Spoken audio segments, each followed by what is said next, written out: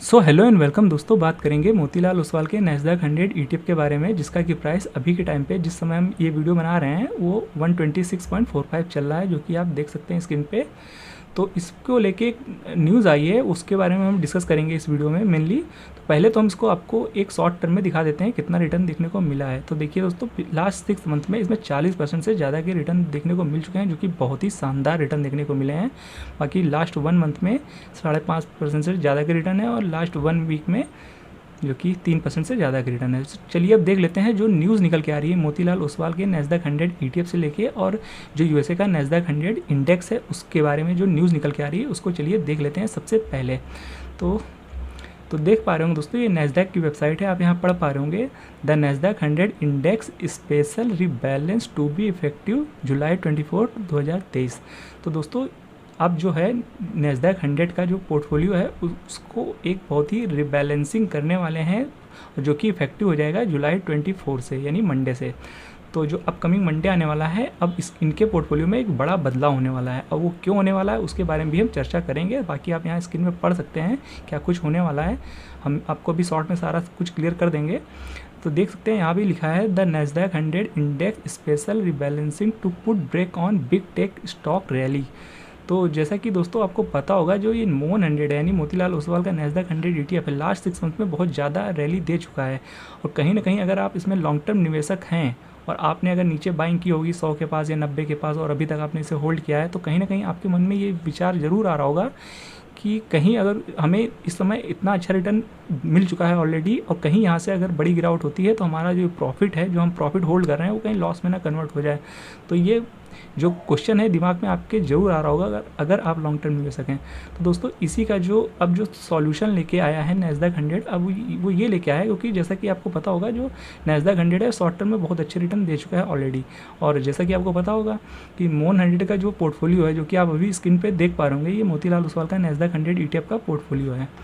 तो यहाँ देख पा रहे होंगे जो इनकी मेन होल्डिंग है वो टॉप 10 कंपनीज़ में ही है, जो कि आप यहाँ स्क्रीन पे देख पा रहे होंगे। टॉप 10 क्या है, टॉप 6-7 कंपनीज़ में ही इनकी मेन होल्डिंग है, जो कि लगभग 50% होल्ड करती है अपने पोर्टफोलियो का।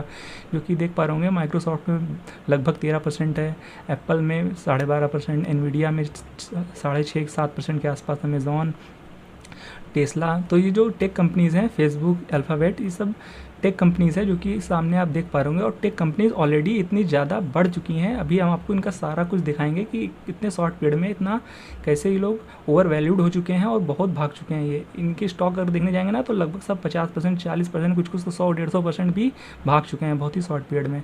तो ये दिमाग में आपका आना स्वाभाविक है कि इन केस इन स्टॉक्स में गिरावट आती है तो जाहिर सी बात है जो यूएसए का नैस्डैक 100 है वो भी गिरेगा, और वो गिरेगा तो हमारा मोन 100 भी गिरेगा, क्योंकि हमारा मोतीलाल ओसवाल का जो नैस्डैक 100 ETF है वो यूएसए के नैस्डैक 100 को ही कवर करता है।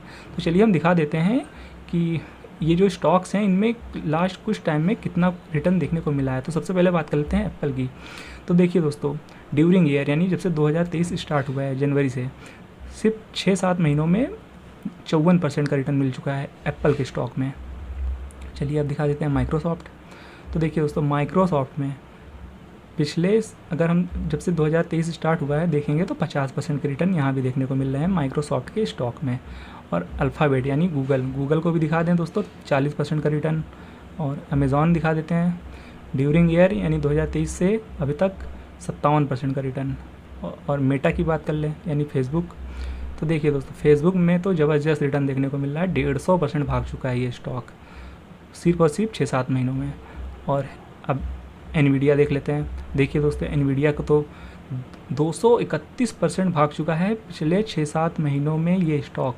तो दोस्तों कहीं ना कहीं अगर आप लॉन्ग टर्म निवेशक हैं मोतीलाल ओसवाल के नैस्डैक 100 ETF में, तो आपको ये क्वेश्चन ज़रूर दिमाग में आ रहा होगा कि जैसा कि हमने आपको दिखाया कि सब स्टॉक 100%, 150%, कोई 250% तक भाग चुके हैं, एवरेज तो 40-50% तो लगभग सारे स्टॉक भाग चुके हैं।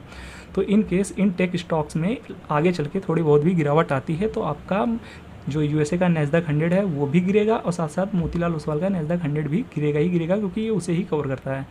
तो अब दोस्तों ये जो ETF है ना, ETF की यही एक खूबसूरती है और अच्छाई भी है। क्योंकि दोस्तों अगर आप लॉन्ग टर्म निवेशक भी हैं और आपको डर लग रहा है कि कहीं ना कहीं अगर आप आने वाले टाइम में गिरावट दिखा दे तो हमारा प्रॉफिट लॉस में ना कन्वर्ट हो जाए, तो अब देखिए दोस्तों, आपको ज़्यादा परेशान होने की ज़रूरत नहीं है। अगर आप लॉन्ग टर्म निवेशक हैं तो आपको ज़्यादा प्रॉब्लम लेने की जरूरत नहीं है, क्योंकि दोस्तों टाइम टू टाइम नैस्डैक 100 हो या कोई भी ETF हो, टाइम टू टाइम बदलाव करता रहता है।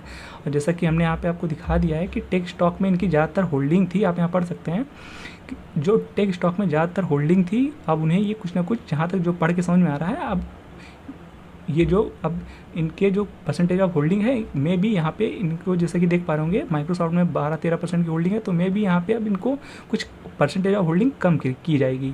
माइक्रोसॉफ्ट में हो सकता है कुछ कम कर दिया जाए, एप्पल में और कम कर दिया जाए, एनवीडिया में भी थोड़ा कम कर दिया जाए, क्योंकि ये ऑलरेडी इतना भाग चुके हैं। और फेसबुक में भी कम किया जा सकता है, क्योंकि ये भी 150% भाग चुका है, जो कि मेटा है। तो अब हो सकता है इनकी जगह कुछ नए स्टॉक्स भी ऐड कर दिया जाए, या इनकी जो परसेंटेज ऑफ होल्डिंग है घटा के कुछ नए टेक स्टॉक या कोई और सेक्टर के स्टॉक्स उनको ऐड कर दिया जाए। क्योंकि दोस्तों जैसा कि आप यहाँ देख सकते हैं कि इनका जो वैसे तो 101 स्टॉक है इनमें, पर इनकी जो टॉप जो 10 कंपनीज़ हैं उनका अगर देखने जाएंगे तो 50% से ज़्यादा का वेटेज जो सिर्फ शुरू के 10 स्टॉक हैं, जो कि आप यहाँ देख पा रहे हैं शुरू के 10 स्टॉक, तो इनका ही अगर आप टोटल वेटेज ऐड करेंगे तो 50% से ऊपर का निकल जाता है। तो इस वजह से अब इनकी परसेंटेज ऑफ होल्डिंग कुछ कम की जाएगी, जिस वजह से आने वाले टाइम में अगर इन स्टॉक्स में गिरावट आती है तो मोतीलाल ओसवाल हो या फिर मोतीलाल ओसवाल का नैस्डैक 100 ETF हो या फिर जो यूएसए का नैस्डैक 100 हो, उसमें ज़्यादा इम्पैक्ट नहीं आएगा। अगर नहीं घटाएंगे तो ज़्यादा इम्पैक्ट देखने को मिलेगा, क्योंकि ये स्टॉक बहुत ज़्यादा ओवर वैल्यूड हो चुके हैं। तो दोस्तों यही एक ETF की खूबसूरती होती है और बेनिफिट होता है, इसमें भी टाइम टू टाइम चेंजेस होते रहते हैं पोर्टफोलियो में, और परसेंटेज ऑफ होल्डिंग भी कम ज़्यादा होती रहती है। तो एक तरह से म्यूचुअल फंड की तरह इसमें एक बेनिफिट मिल जाता है।